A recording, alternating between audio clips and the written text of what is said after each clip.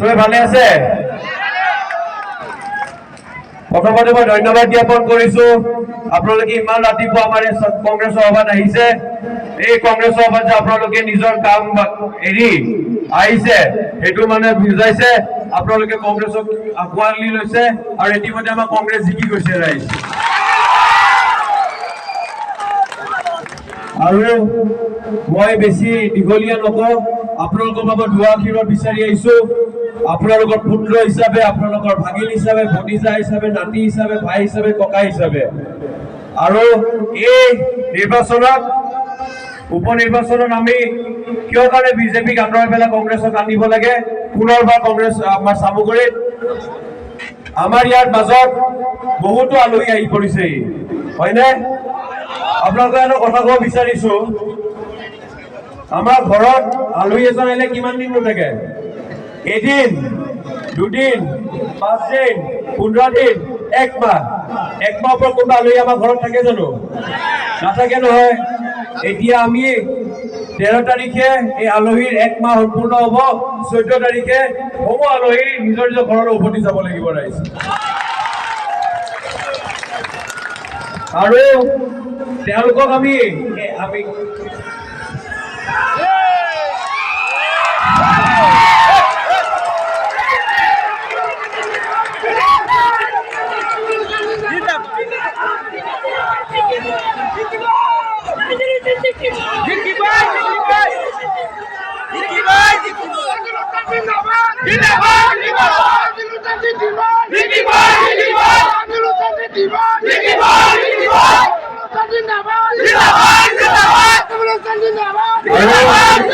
আমাৰ নেতা ৰকিবুল হুছেইন নাগৰীয়ে আমাৰ এটা কথা শিকাইছে, আপোনালোকে যেতিয়া আমাৰ ঘৰলৈ যায় কোনোবাটো চাহ বিস্কুট খাইতো আহে, হয়নে নহয়? এইটো অতিথি প্ৰণয়ন, হয়নে নহয়? তেনেকে আমি তেওঁলোকে আমাৰ ঘৰত আহি যোনখিনি অত্যাচাৰ কৰিছে আমি তেওঁলোকক নকৰো ৰাইজ। আমি শান্তিপূৰ্ণভাৱে আমি নিৰ্বাচন আমি কৰি আছো আৰু আমি শান্তিত বিশ্বাস কৰো ৰাইজ। সেইকাৰণে তেওঁলোকে আমাৰ ঘৰলৈ আহিছে, চাহ ভাত খুৱাম, তাৰপিছত 14 তাৰিখে তেওঁলোকক কম তোমালোকৰ বহুত দিন হৈ গ'ল নিজৰ ঘৰলৈ, তোমালোকৰ মনত পৰিছে নিজৰ ঘৰলৈ উভতি যোৱা।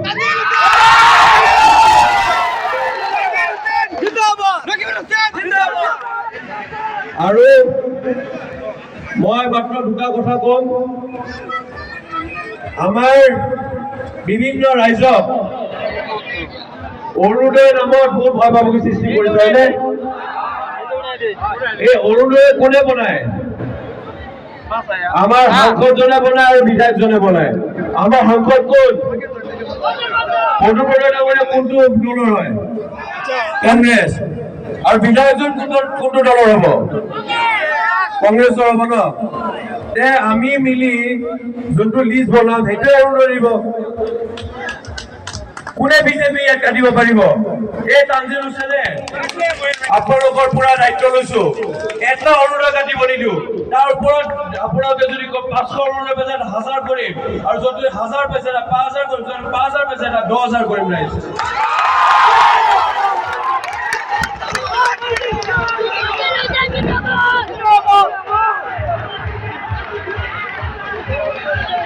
আমাৰ ঘৰত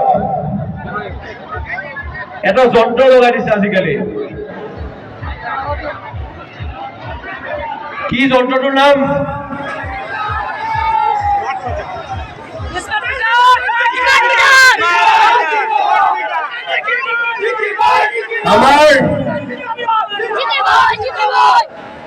আমাৰ এই যন্ত্ৰটোৰ নাম কি? ঘৰে ঘৰে যে লগাই দিছে স্মাৰ্ট মিটাৰ। মই আপোনালোকে এটা কথা বুজাব আহিছো ইয়াত, এই স্মাৰ্ট মিটাৰটো ক'ত বনায়? এই স্মাৰ্ট মিটাৰটো বনায় গুজৰাটত। গুজৰাট কাৰ গৃহ ৰাজ্য? নৰেন্দ্ৰ মোদী ডাঙৰীয়া, অমিত শ্বাহ ডাঙৰীয়া।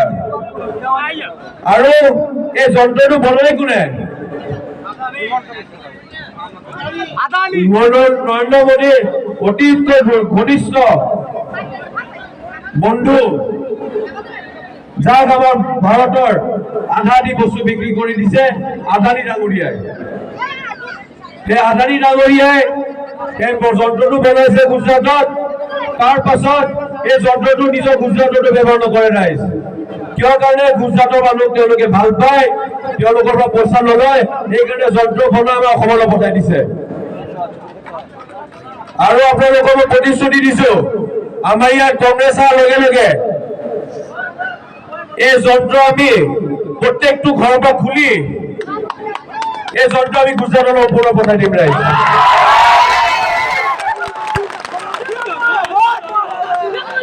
আৰু মই এইটো আমাক পৰিয়ালকেন্দ্ৰিক কয় হয়নে ৰাইজ? মই তানজিল হুছেইন, আমাৰ যিমান এবাৰ কেণ্ডিডেট হৈছে, একমাত্ৰ কেণ্ডিডেট জনে নিজকে নিজে আপোনালোকৰ নিচিনা 13 তাৰিখে মই ভোট দিব যাম ৰাইজ।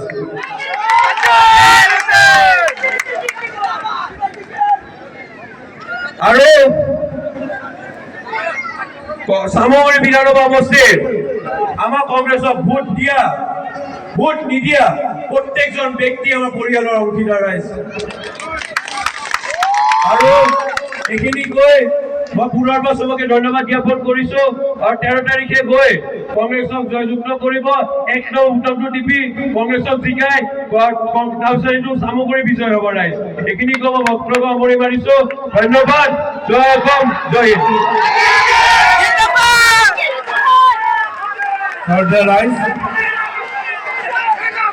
আপোনালোকৰ আনন্দ দেখি আমি উৎফুল্লিত হৈছো। ৰাতিপুৱাই আহি আপোনালোক উপস্থিত